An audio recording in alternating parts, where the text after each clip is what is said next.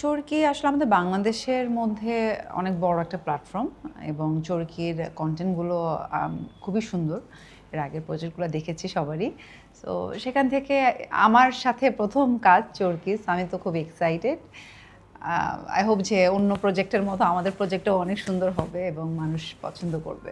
অনেকেই হয়তো বলে যে এত লম্বা গ্যাপ কেন হয়েছে। এটা কারণ একটাই ছিল যে আমার কাছে যে প্রজেক্টগুলো এসছে ওইটার গল্প মানে আমার কাছে ঠিকঠাক মনে হয়নি অথবা আমার ভালো লাগেনি এবং অনেক সময় এমন হয়েছে যে গল্প হয়তো ভালো বাট যে ডিরেকশন দিবে অথবা আদার্স যে প্ল্যানিংটা হয়তো আমার মন মতো না, তো এই কারণে করা হয়নি। কিন্তু চরকির যেই কাজী আসাদ ভাই যে গল্পটা নিয়ে এসেছিলো ওইটার গল্পটা আমার মানে প্রথমত পছন্দ হয়েছে এবং আমি ওনার একটা কাজও দেখেছি ওটা চরকিতেই।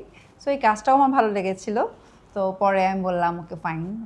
আর যেহেতু আমার চরকির সাথে কোনো কাজ করা হয়নি, সো আমিও চেয়েছিলাম যে সেই প্ল্যাটফর্মের জন্য কাজ করি এবং সব কিছু মিলে আমার কাছে মনে হচ্ছে ঠিকঠাক। সো এই প্রজেক্ট মানে শুরু করছি।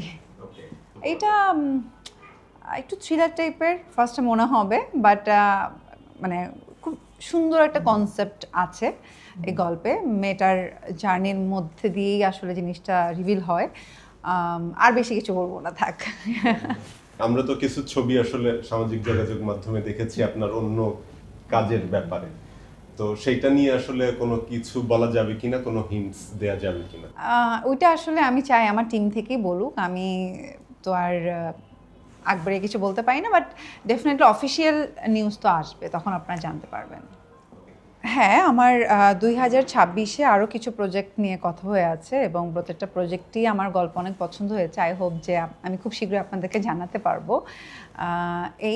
ওগুলোর কাজ আমার নেক্সট ইয়ারে শুরু হবে।